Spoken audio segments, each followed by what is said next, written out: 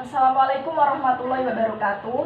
Waalaikumsalam warahmatullahi wabarakatuh. Selamat pagi. Pagi. Masih semangat? Masih.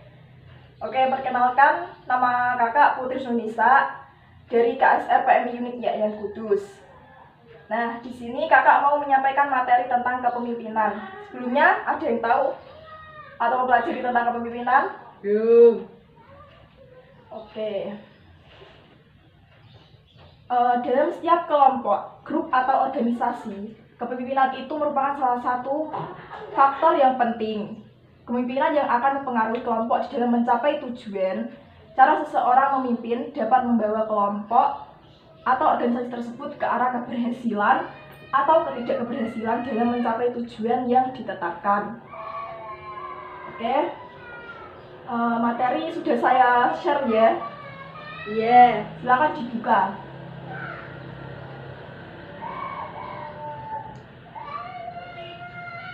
Oke, siapa saja yang dapat menjadi pemimpin? Sebenarnya itu setiap orang itu dapat menjadi seorang pemimpin. Yang perlu diingat bahwa setiap orang itu unik, masing-masing pasti punya kelebihan dan kekurangan. Lalu apa sih pemimpin itu? Pemimpin adalah seseorang yang dapat memberikan pengaruh dan motivasi kepada diri sendiri maupun orang lain. Nah, di sini tuh ada pengertian seperti ada pemimpin, ketua, kepala, dan kepemimpinan. Nah, di dalamnya itu ada memiliki makna yang berbeda-beda. Yang pertama yaitu pemimpin. Pemimpin itu adalah seseorang yang dapat memimpin kelompok yang dipimpinnya untuk mengarahkan usaha bersama guna mencapai sasaran atau tujuan yang telah ditentukan. Nah, kalau sedangkan ketua itu adalah seseorang yang dituakan dalam kelompok untuk mewakili dan bertanggung jawab atas kelompoknya dalam mencapai tujuan yang telah ditetapkan. Ketua itu seperti ya misalnya ketua kelas, ketua RT, ketua dalam suatu kelompok. Nah, seperti itu contohnya. Berikutnya itu ada kepala. Kepala itu adalah seseorang yang mengepalai suatu kelompok atau unit untuk memimpin kelompok atau unit mencapai tujuan. Contohnya itu ada seperti kepala sekolah, kepala desa, nah seperti itu. Lalu berikutnya adalah kepemimpinan. Kepemimpinan itu adalah proses menggerakkan dan mempengaruhi orang lain untuk mencapai tujuan yang telah ditentukan. Berarti itu kepemimpinan itu prosesnya ya. Kalau pemimpin kan orangnya. Nah, kalau kepemimpinan itu prosesnya dalam seseorang pemimpin itu memimpin kelompoknya. Nah, tugas pokok dari kepemimpinan yang berupa mengantarkan, mempelopori, memberikan petunjuk, mendidik, membimbing, dan lain sebagainya agar para bawahan itu mengikuti jejak pemimpinnya dalam mencapai tujuan organisasi yang dilaksanakan secara baik bila seorang menjalankan fungsinya sebagai mana mestinya. Nah, di situ juga ada fungsi-fungsi kepemimpinan. Yang pertama itu fungsi perencanaan. Seorang pemimpin perlu membuat perencanaan yang menyeluruh bagi organisasi dan diri sendiri selaku penanggung jawab tercapainya tujuan organisasi. Nah, dalam suatu kepemimpinan kita tuh harus membuat rencana. Nah, rencana itu bagaimana kedepannya kita dapat menjalankan organisasi tersebut dan suatu kegiatan di dalamnya. Nah, yang kedua itu adalah fungsi memandang ke depan.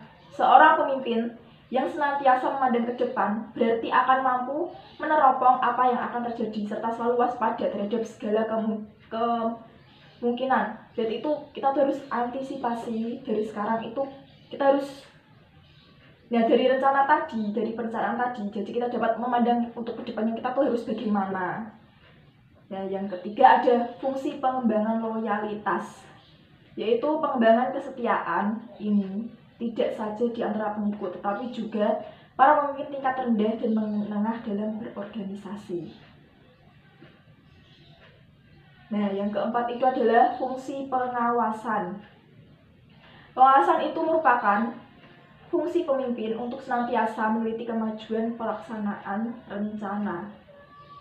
Nah, di situ itu seorang pemimpin itu harus selalu mengawasi dari mulai awal sampai akhir. Contohnya dalam suatu kegiatan. Nah, itu. Seorang pemimpin itu kan sebagai penanggung jawab ya. Jadi dia tuh pasti harus mengawasi cara kerja bawahannya lah.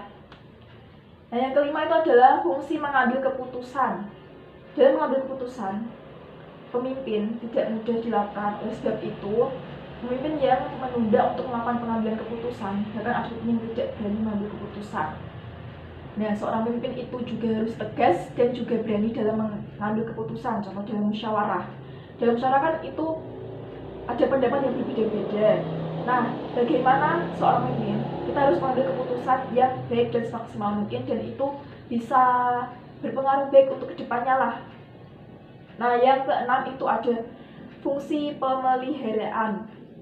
Fungsi ini mengupayakan kepuasan batin bagi pemelihara dan pengembang kelompok untuk kelangsungannya. Seorang pemimpin di sini perlu selalu bersikap penuh perhatian terhadap anak buahnya.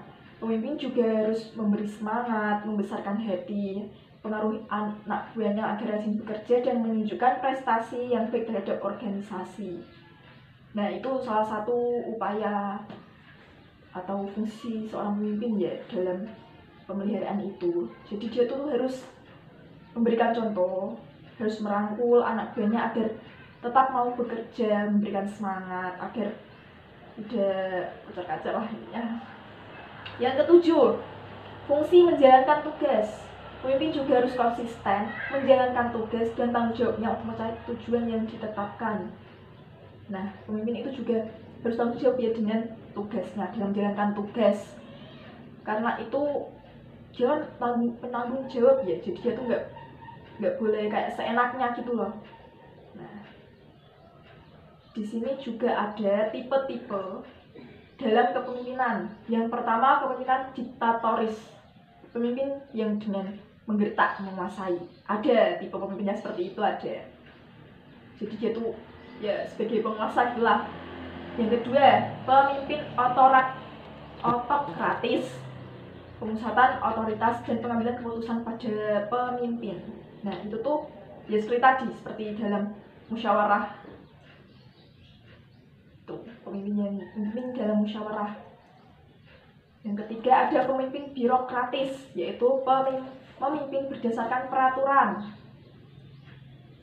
Yang keempat, kepemimpinan demokratis berdasarkan pada desentralisasi kekuasaan dan pengambilan keputusan. Mungkin kepemimpinan yang seperti itu tuh seperti yang kayak tingkat DPR mungkin ya, atau tingkat kepresidenan. Kalau menurut saya mungkin ya seperti itu, karena disitu kan juga ada dia sebagai penguasa dan juga sebagai pengambil keputusan. Yang kelima ada kepemimpinan legislatif, membiarkan kelompoknya menetapkan tujuan dan keputusannya. Jadi itu tuh dia itu mengacunya pada kelompoknya tadi. Ya, mungkin itu sedikit materi yang saya sampaikan. Mungkin ada yang ditanyakan? Ada. Oke, silahkan.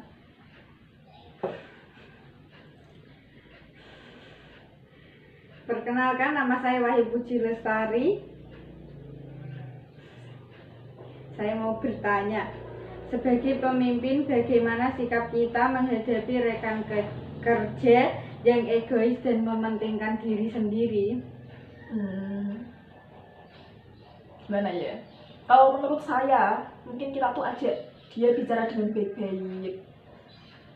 Kalau bisa jadi kan itu kan ada faktor, mungkin ada faktor dari dalam atau faktor dari luar.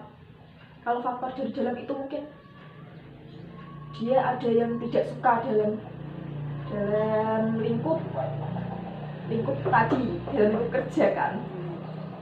Mungkin ada pendapat dia yang tidak sejalan dengan kita. Cobalah kita dekati dia, kita tanya baik-baik, kita hargailah pendapatnya. Mungkin pendapat dia kan tidak sejalan dengan pendapat rekan kerja lainnya. Mungkin kalau faktor dari luar, mungkin dari faktor dari keluarga bisa, mungkin dia punya masalah, jadi dia tuh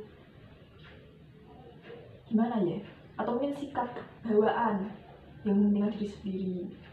Ya kita cobalah bicara, ajak dia bicara baik-baik. Terus kalau sudah kita beri dia sedikit motivasi agar dia, atau mungkin penegasan agar dia mau menerima pendapat orang lain, tidak menerima dirinya sendiri.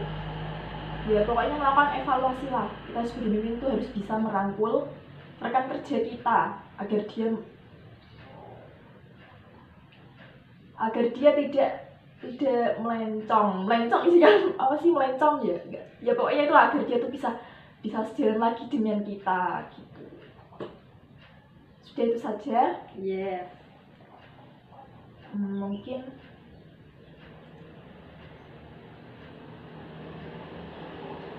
itu saja ya yang bisa saya sampaikan.